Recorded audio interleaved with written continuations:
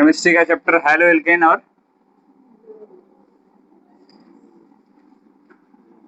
Hello arenes. 10 minute में revise करते हैं। लास्ट क्लास में हमने क्या पढ़ा। आज हमको बेसिकली कवर करना है classification of halo alkane and halo arenes. Classification भी on the basis of number of halogen atoms and on the basis of hybridisation. फिलहाल कल क्या पढ़े थे, ध्यान सुनिए। देखिए, जैसे ही हम लोग स्टार्ट करते हैं किसी चैप्टर को तो समझते हैं कि एल्किल हैलाइड जिसका general formula CnH2n+1 into H था, ये एल्केन। अगर हम एल्केन से एक एच निकाल के उसमें क्या जोड़ दें, X, तो जो बनेगा CnH2n+1 X। इसको लिखने का एक और तरीका था RH। RH से अगर आप H निकाल के X जोड़ दें तो क्या मिलेगा, RH। इसी RH को बोलते हैं हेलो एल्केन या हेलो एरीन। नहीं, हेलो एल्केन या एल्किल हैलाइड। क्या बोलते हैं इसको, एल्किल हैलाइड या फिर हेलो एल्केन। एल्किल हैलाइड कब बोलेंगे, जब इसका ट्राइवल सिस्टम या कॉमन नाम होगा। इसमें एल्किल पहले बोलना होता है, हैलाइड बाद में बोलना होता है। अगर हम IUPAC की बात करते हैं तो पहले हेलो बोलना होता है और बाद में एल्केन बोलना। ठीक है, ठीक है। ऐसे ही अगर हम एरोमेटिक ले लें ARH, तो ARH में से अगर आप H हटा के क्या जोड़ दें, X, तो क्या बनेगा ARX। इसको आप बोलेंगे हेलो एरीन्स। एरीन्स इसलिए क्योंकि ये एरोमेटिक है। कुछ लोग इसी को एराइल हैलाइड भी कहते हैं। क्या बोलते हैं, एराइल हैलाइड। ठीक, तो फिर से बाबू अभिनंदन, ये बताइए इन दोनों में आप डिस्टिंग्विश कैसे करेंगे कि आपको दिया हुआ कंपाउंड CH3Cl है या फिर C6H5Cl। दोनों के दोनों एल्किल हैलाइड और एरिल हैलाइड है। पहला वाला मेथिल क्लोराइड है, दूसरा वाला क्लोरोबेंजीन है। क्लियर, पहला वाला मेथिल क्लोराइड है और दूसरा वाला क्लोरोबेंजीन।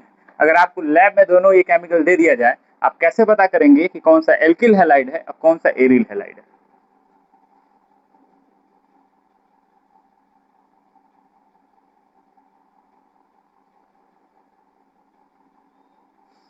कैसे पता करेंगे, रिया रिया रिया आई हैं बेटा, रिया कैसे पता करेंगे।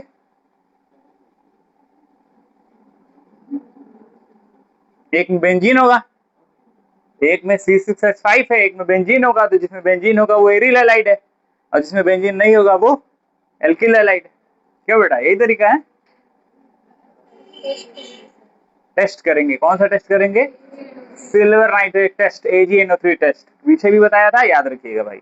जैसे हर चैप्टर में आएगा ना, how do you distinguish between following pair of compound, निम्नलिखित जो भी दो कंपाउंड है उसमें से डिस्टिंग्विश कैसे करेंगे। अरे कल मैंने बताया था भाई, अगर आपको CH3Cl दे दिया जाए और C6H5Cl दे दिया जाए तो आपको बताया गया था जो CH3Cl क्लोरोमेथेन है इसमें chlorine sp3 hybridised carbon atom से अटैच्ड है। याद है, किससे अटैच्ड है, sp3 हाइब्रिडाइज्ड कार्बन एटम से। और एल्किल हैलाइड या हेलो एल्केन के डेफिनेशन में ये है कि जब आपका halogen sp3 hybridised carbon atom से अटैच्ड है तो उसको आप हेलो एल्केन बोलेंगे। और अगर sp2 hybridised carbon atom of benzene ring से अटैच्ड है तो उसको हेलो एरीन्स बोलेंगे। यही तो अंतर था।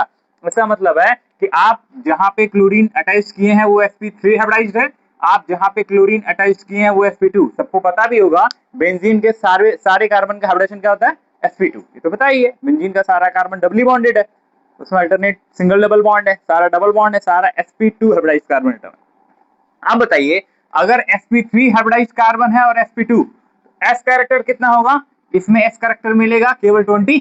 ये पिछले क्लास में आपको पता था कि अगर 100% को 4 कैटेगरी में डिवाइड किए, एक यस और 3 पी, यस को कितना परसेंटेज मिलेगा, 25%। जबकि sp2 में s कैरेक्टर कितना है, वो है बाबू 33.33। और पिछले क्लास 11th में आपने पढ़ा है कि s character is directly proportional to electronegativity of that element. किसी भी एलिमेंट का अगर s कैरेक्टर ज्यादा है तो उसकी इलेक्ट्रोनेगेटिविटी ज्यादा है। तो बताइए एल्किल हैलाइड के कार्बन की इलेक्ट्रोनेगेटिविटी ज्यादा है या एरिल हैलाइड के कार्बन की। एरिल हैलाइड के कार्बन के इलेक्ट्रोनेगेटिविटी की ज्यादा होने की वजह से उसका हैलोजन के साथ बॉन्ड शॉर्ट होता है। बॉन्ड कैसा बनता है, शॉर्ट, बॉन्ड छोटा बनता है। अब बॉन्ड लेंथ और बॉन्ड इंथैल्पी में क्या रिलेशन है, ये भी कल जाते जाते बताया था, वो इनवर्स है। बॉन्ड लेंथ जितना छोटा होता जाएगा, energy required to break a bond उतना ही हाई होता जाएगा। यानी बॉन्ड लेंथ अगर छोटी होगी तो बॉन्ड इंथैल्पी क्या होगी, हाई होगी। बात समझ रहे हैं? इसका मतलब है किसको इजीली ब्रेक किया जा सकता है, ऑफ कोर्स एल्किल हैलाइड को, जब इनका रिएक्शन कराया जाए किसके साथ, AgNO3 के साथ, ऊपर वाले का और नीचे वाले का। तो आप देखेंगे कि सिल्वर क्लोराइड का प्रेसिपिटेट इजीली बनेगा किस केस में, फर्स्ट केस में, एल्किल हैलाइड के केस में। आप कहेंगे जैसे ही आप CH3Cl यानी मेथिल क्लोराइड का AgNO3 के साथ रिएक्शन कराएंगे, आपको white precipitate of silver chloride मिलेगा और साथ में CH3NO3 मिथाइल नाइट्रेट बनेगा। ठीक है, और ये रिएक्शन जो होगा नीचे वाला वो नहीं होगा, इसका मतलब नो रिएक्शन। बात समझ रहे हैं? इसको याद रखिएगा भाई।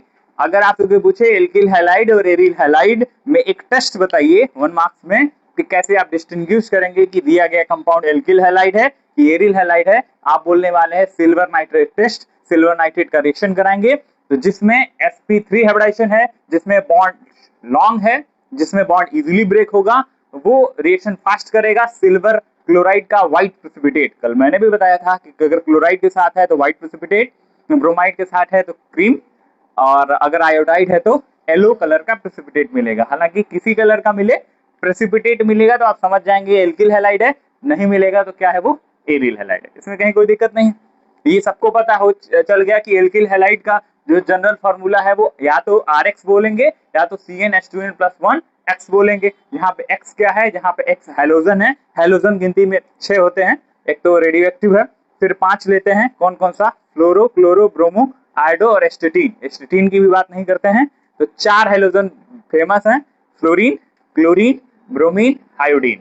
ठीक, फूल कली बाहर आई, ये नाम याद रखिएगा, सीक्वेंस में याद रहेगा, fluorine, chlorine, bromine, iodine.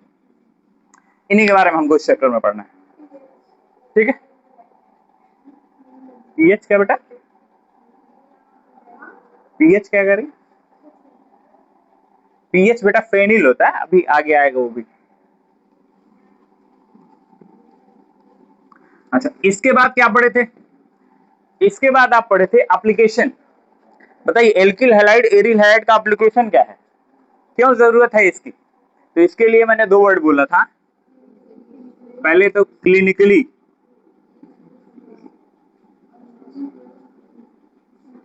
Useful compound और दूसरा इंपॉर्टेंट सॉल्वेंट। इंडस्ट्री का नाम कर लिया था, आज मैं डे टू डे लाइफ का भी नाम लेता हूं, क्योंकि एनसीईआरटी जब आप पढ़ेंगे तो पूरी जो लाइन है कि इसका इंपॉर्टेंस इंडस्ट्रियली इंपॉर्टेंट सॉल्वेंट तो है ही है, साथ में ये डे टू डे लाइफ के केमिकल्स को बनाने में भी काम आता है। फॉर एग्जाम्पल, जैसे हमको एल्कोहल चाहिए, एल्कोहल चाहिए तो आप CH3Cl का इस्तेमाल करके बना सकते हैं। आपको एल्डिहाइड चाहिए तो आप एल्किल हैलाइड का इस्तेमाल करके बना सकते हैं। आपको ग्रिग्नार रिएजेंट चाहिए तो एल्किल हैलाइड का इस्तेमाल करके बना सकते हैं। आप एनसीईआरटी पढ़ेंगे तो लिखा हुआ है कि it is used as a starting material for the preparation of various compounds. ये मिल जाएगा आपको, क्या ये स्टार्टिंग मटेरियल है, यानी आपको एल्डिहाइड बनाना है, एल्किल हैलाइड से बनेगा। आपको कीटोन बनाना है, एल्किल हैलाइड से बनेगा। आपको कार्बोक्सिलिक एसिड बनाना है, एल्किल हैलाइड से बनेगा। आपको एल्कोहल बनाना है, एल्किल हैलाइड से बनेगा। इसका मतलब कई सारे केमिकल्स को प्रिपेयर करने के लिए भी as a starting material, starting material समझ रहे हैं, यानी इसका इस्तेमाल करके बहुत सारी चीजें हम बना सकते हैं। तो ये भी एज अ स्टार्टिंग मटेरियल इसका इस्तेमाल होगा। और ये इंपॉर्टेंट सॉल्वेंट है, तो कल से मैं बोल रहा हूं मेटल पॉलिशिंग एजेंट, मेटल को पॉलिश करने के लिए जो एजेंट है उसमें इस्तेमाल होगा। और रही बात क्लिनिकली यूजफुल का, तो इसके तो मैं कई एग्जांपल दिया हूं, एक बार फिर से आपको शॉर्ट में बता देता हूं। पहला, क्लोरीन कॉन्टेनिंग एक एंटीबायोटिक है, ठीक है, जो कि प्रिपेयर होता है किसके ट्रीटमेंट में, किसके उसमें, तो क्लोरेम्फेनिकॉल, नाम याद होगा, क्लोरेम्फेनिकॉल किसके ट्रीटमेंट के लिए इस्तेमाल होता है, टाइफाइड। ठीक, दूसरा मैंने क्या नाम लिया था, क्लोरोक्वीन। ठीक है, क्या नाम है बेटा, क्लोरोक्वीन। क्लोरोक्वीन किसके लिए इस्तेमाल होता है, मलेरिया के ट्रीटमेंट के लिए, ठीक है। तो इसका मतलब ये मलेरिया के लिए इस्तेमाल हो गया। उसके बाद से एक हार्मोन का नाम मैंने लिया था, उसका नाम था थायरॉक्सिन। थायरॉक्सिन क्या होता है? ये प्रिवेंट करता है एक डिजीज को, ठीक है। आयोडीन कॉन्टेनिंग हार्मोन है, ये बॉडी में सिक्रेट होता है, ठीक है, थायरॉक्सिन। और अगर इसका लैक होगा, अगर इस थायरॉक्सिन आयोडीन कॉन्टेनिंग कंपाउंड का लैक होगा तो एक बीमारी होगी, उसका नाम है गोइटर। हिंदी में इसको घेघा बोलते हैं, गला स्वेल हो जाता है, ठीक। इसके बाद इसके बाद मैंने नाम लिया था हेलोथेन का। क्यों अभिनंदन बाबू? हेलोथेन क्या है बेटा? एनेस्थीसिया, एनेस्थेटिक ड्रग है, सुन करने के लिए इसका इस्तेमाल होता है, यानी एज एनेस्थेटिक मेडिसिन या ड्रग। ड्रग मतलब मेडिसिन होता ही है, ठीक है। सुन रहे बाबू तानिया? अब आप ये बताइए, फुल्ली फ्लोरिनेटेड कंपाउंड का इस्तेमाल कहां करते हैं? कल नाम लिया था मैंने, फिर से पूछ रहा हूं, फुल्ली फ्लोरिनेटेड कंपाउंड का इस्तेमाल कहां करते हैं? कोई बताए? कल नहीं आई थी बच्चे? खुशी कहां करते बेटा? आंसर है ब्लड सब्स्टिट्यूट्स। यानी अगर किसी सर्जरी के दौरान ब्लड कम पड़ रहा है, अगर किसी के सर्जरी के दौरान ब्लड कम पड़ रहा है, तो हम ब्लड के जगह पे इस कंपाउंड का इस्तेमाल करके उसकी लाइफ बचा सकते हैं। किस कंपाउंड का इस्तेमाल करके? Fully fluorinated compound. नाम लिखा, ब्लड सब्स्टिट्यूट लिखा भी है, फुल्ली फ्लोरिनेटेड कंपाउंड, ठीक है। ये ब्लड का सब्स्टिट्यूट है, इसका मतलब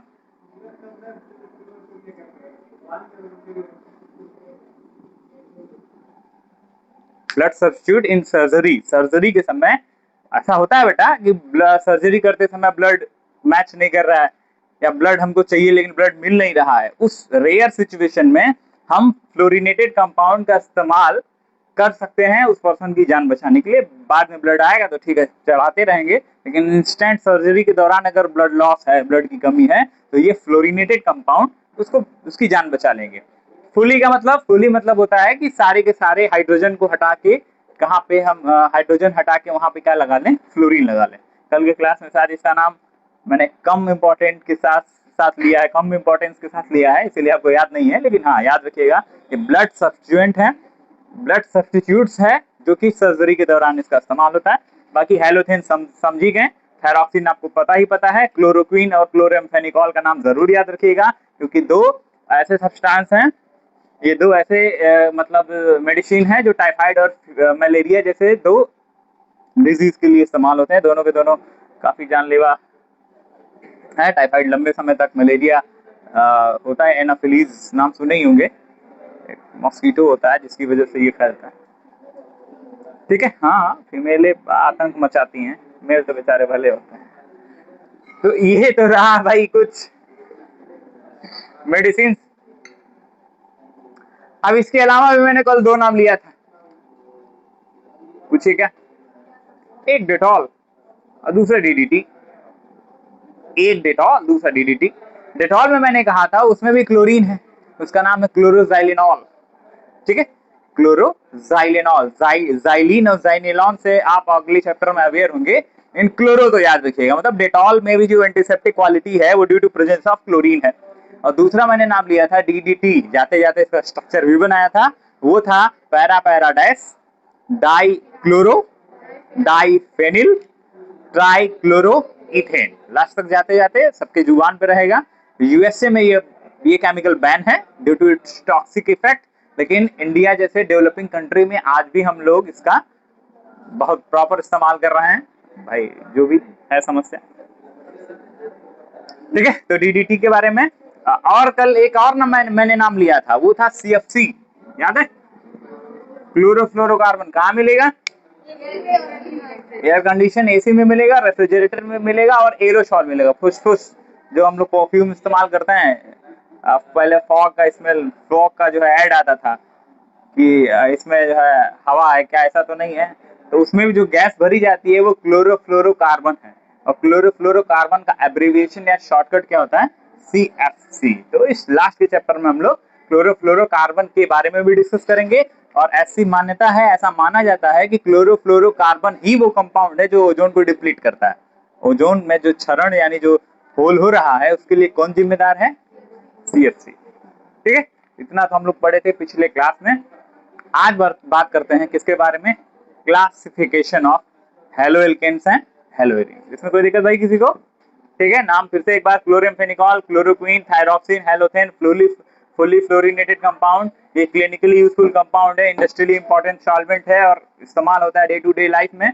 DDT के अलावा डेटॉल और सेवलॉन जैसे केमिकल फॉर्मूले में भी क्लोरीन है। ठीक है, iodine containing substance as a anti होता है ना, ये सुने टिंचर ऑफ आयोडीन, सुने आयोडीन टिंचर। फर्स्ट एड में सबसे पहला कौन सा केमिकल लगाया जाता है, आयोडीन टिंचर। क्या होता है आयोडीन टिंचर? टिंचर ऑफ, बहुत फेमस है। अरे भाई अगर कोई भी बच्चा घर पे गिर गया या कहीं कुछ हो गया तो जाहिर सी बात है उसको तुरंत ट्रीटमेंट तो मिलेगा नहीं, डॉक्टर इंतजार तो कर नहीं रहा होगा कि भाई गिरा तुरंत लेके आ जाए, कहाँ हो कहाँ हो। तो भाई उसको प्राइमरी ट्रीटमेंट देंगे ना, फर्स्ट एड बॉक्स होता है ना, उसके अंदर एक केमिकल होता है, उसका नाम है टिंचर ऑफ आयोडीन। क्या नाम है बेटा? Tincture of iodine. कोई पूछे क्या है ये, कह देना एल्कोहल और आयोडीन के कॉम्बिनेशन को क्या बोलते हैं, टिंचर ऑफ आयोडीन। किसका किसका कॉम्बिनेशन है, आयोडीन और एल्कोहल, इसी के कॉम्बिनेशन से टिंचर ऑफ आयोडीन होता है। क्योंकि आयोडीन का जो कलर होता है वो डार्क येलो होता है, इसीलिए जब आप उस केमिकल को देखेंगे कॉटन पे तो आपको लग जाएगा कि एकदम गाढ़ा गाढ़ा येलोइश कलर का एक लिक्विड होता है, जो कि सबसे पहले फर्स्ट एड या सफाई करने के बाद इस्तेमाल किया जाता है। इसको मरहम पट्टी कर लेंगे, उसके बाद उसको जो भी करस्पॉन्डिंग नियरेस्ट सस्ता हॉस्पिटल होगा वहां पहुंचाएंगे। लेकिन हाँ, टिंचर ऑफ आयोडीन कोई पूछे तो क्या है, आयोडीन और एल्कोहल का कॉम्बिनेशन, ये टिंचर ऑफ आयोडीन कहलाता है। याद रहेगा ये आयोडीन टिंचर। आगे बढ़ते हैं, क्लासिफाई करते हैं।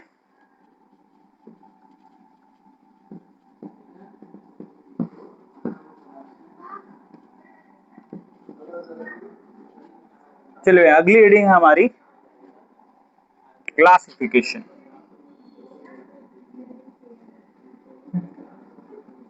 Of halo alkane and halo arenes, दोनों को एक साथ क्लासिफाई करते हैं। ठीक है, तो क्लासिफाई कैसे करेंगे, क्लासिफाई करने का दो तरीका, नंबर ए और नंबर बी।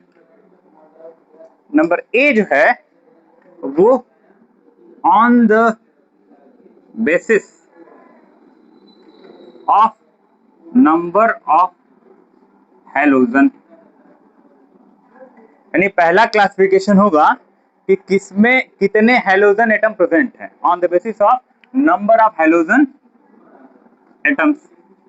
फॉर एग्जांपल मैंने लिया है CH3X और बेंजीन पे X, मैंने और आसान करने के लिए Cl ले लिया। तो बताइए CH3Cl में कितने क्लोरीन है, क्लोरोबेंजीन में कितने क्लोरीन है? तो आप कहेंगे ये दोनों कंपाउंड जो है वो मोनो हैलो डेरिवेटिव है। क्या नाम बोल रहे हैं बेटा, मोनो। इन दोनों को कलेक्टिवली क्या बोलेंगे, मोनो हैलो डेरिवेटिव। क्यों भाई, क्योंकि इसमें कितने हैलोजन प्रेजेंट है, एक। लेकिन अगर मैं CH2Cl ले लूं, आईयूपीएसी नाम इसका 1,2 डाइक्लोरो इथेन है, लेकिन इस पूरे कंपाउंड में टोटल कितने हैलोजन प्रेजेंट हैं?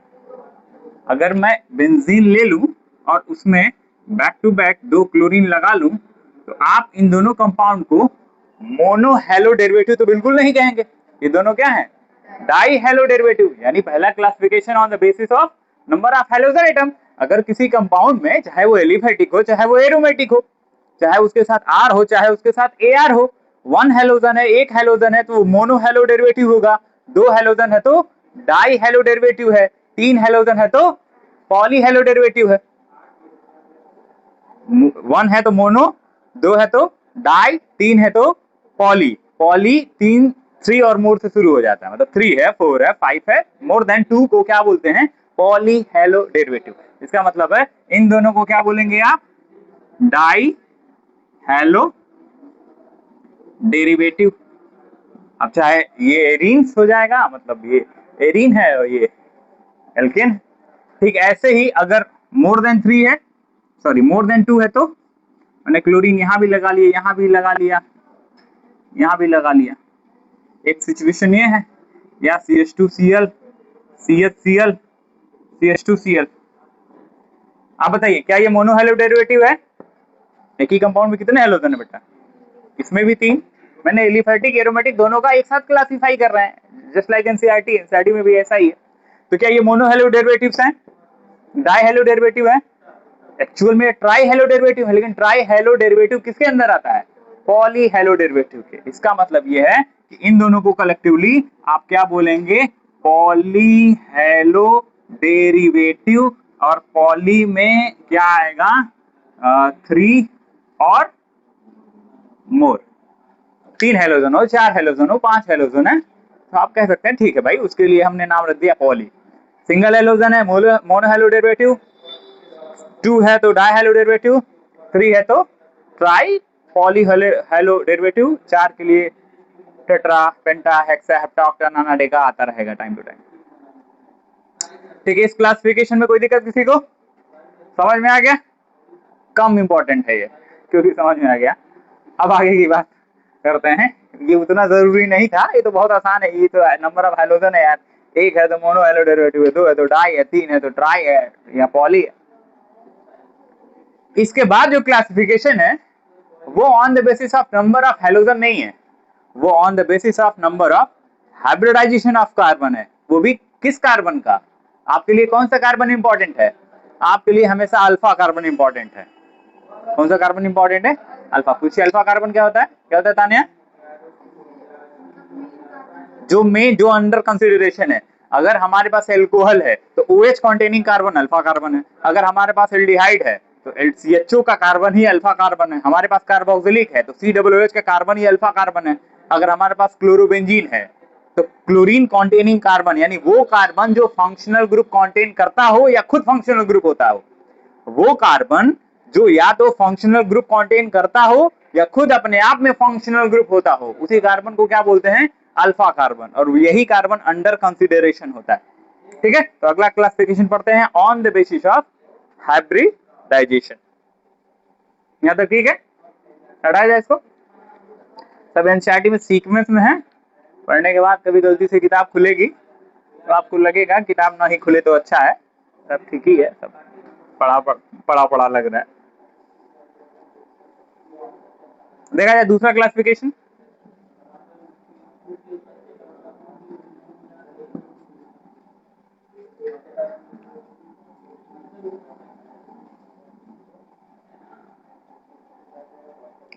देखिए, क्लासिफिकेशन नंबर ए के बाद आता है क्लासिफिकेशन नंबर बी।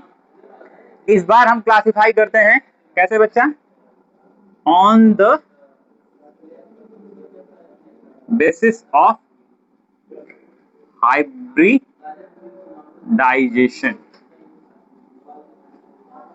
अब हाइब्रिडाइजेशन क्या होता है? पिछले क्लास में मैंने बोला था, intermixing of different atomic orbitals of different shape and size to form a new set of atomic orbital having same size and energy is known as hybridization. Hybridization में lone pair को count किया जाता है।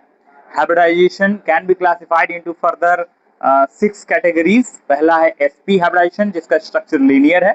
दूसरा है sp2 hybridization जिसका structure trigonal planar है with 120 angle.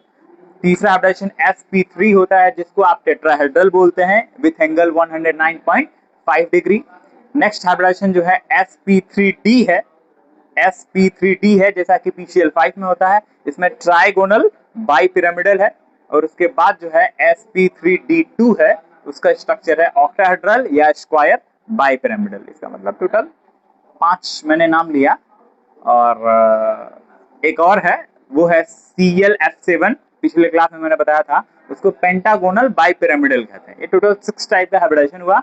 अगर आप कोऑर्डिनेशन कंपाउंड पढ़ेंगे तो आपको sp3 D2sp3 और DsP2 हाइब्रिडाइजेशन भी पढ़ाया जाएगा, जो कि रेयर है, लेकिन ये 6 नाम तो याद रखिएगा। हाइब्रिडाइजेशन इसके अलावा नहीं होता है, नाम मैं बोल दे रहा हूँ, सुने रहिएगा, इससे ज्यादा होगा ही नहीं। या तो sp होगा, या तो sp2 होगा, या तो sp3 होगा, या तो sp3d होगा, या तो sp3d2 होगा, या तो sp3d3 होगा। सबका नाम और एंगल मैं बता रहा हूँ, फिर से सुन लीजिएगा।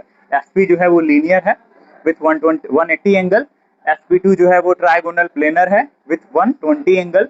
sp3 109.5 टेट्राहेड्रल है ही है। इसको बेटा बोलते हैं trigonal bipyramidal. PCl5 3 Cl base पे, इक्वेटोरियल और एक्सियल नाम मैंने लिया होगा। 3 Cl जो है प्लेन पे है और 2 Cl ऊपर और नीचे है, इसको ट्राइगोनल बाइपिरामिडल कहते हैं। sp3d2 जो है इसको ऑक्टाहेड्रल बोलते हैं। इसमें 4 बेस होता है और एक ऊपर और एक नीचे। लास्ट वाला जो है उसको पेंटागोनल बाइपिरामिडल कहते हैं, यानी 5 जो है वो बेस पे रहेगा विथ 72 एंगल, और एक ऊपर और एक नीचे जो रहेगा वो 90 एंगल पे रहेगा। ठीक है, इसके अलावा भी 12th में 2 हाइब्रिडाइजेशन आपको पढ़ने हैं। एक का नाम है DsP2 और दूसरे का नाम है D2sp3। नाम याद रखिएगा।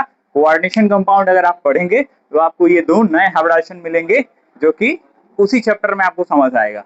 फिलहाल इसके अलावा हाइब्रिडाइजेशन कुछ होता ही नहीं है, इतना ही हाइब्रिडाइजेशन होता है केमिस्ट्री में। ठीक है, पूरे पे हमको फोकस भी नहीं करना है, हमको फोकस केवल किस पे करना है, सॉरी, इन 2 पे, sp2 पे और sp3 पे। ठीक है, क्लासिफाई किया जाए। हमारी हेडिंग है on the basis of hybridisation.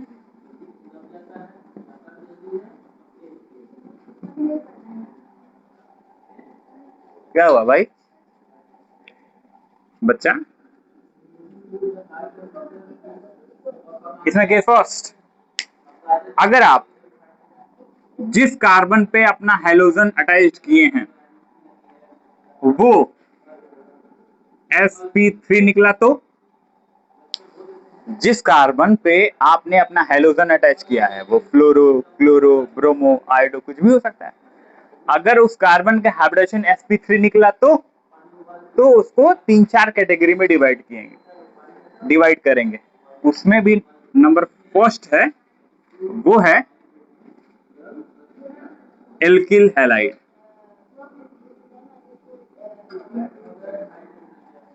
Bracket में methyl, primary, secondary and tertiary. इसको कंसीडर करिएगा, सबसे ज्यादा इस्तेमाल होता है ये प्राइमरी, सेकेंडरी, टर्सरी और मेथाइल। अगर आप नहीं समझेंगे तो पूरे चैप्टर में घूमते रहेंगे, बिल्कुल भी आपको समझ नहीं आएगा। मैं एग्जांपल दे रहा हूं। मैंने क्या किया, एक कार्बन लिया और उस पर Cl अटैच किया। कार्बन की कितनी वैलेंसी? 4, कार्बन टेट्रावैलेंट है।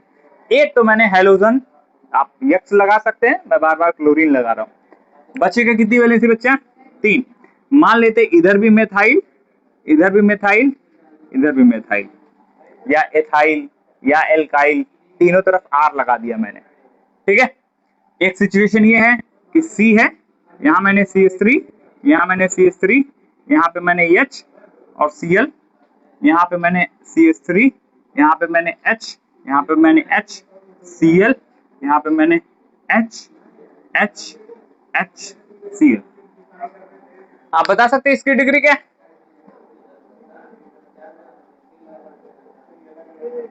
ऑप्शन दे रहा हूं, प्राइमरी है, सेकेंडरी है, टर्सरी है, क्वाटरनरी है या मेथाइल है। ये बेटा टर्सरी है। पूछे क्यों?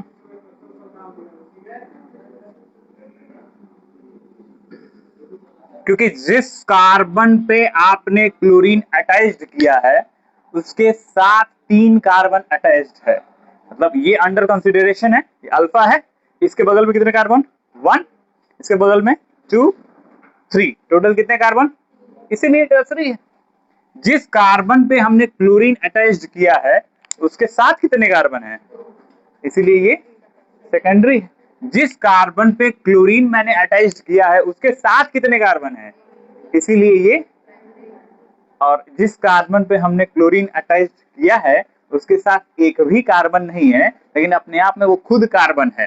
अरे भाई उसके पड़ोस में नहीं है कोई, लेकिन खुद कार्बन है ना, तो क्या उसको हम CH3 यानी मेथाइल कह सकते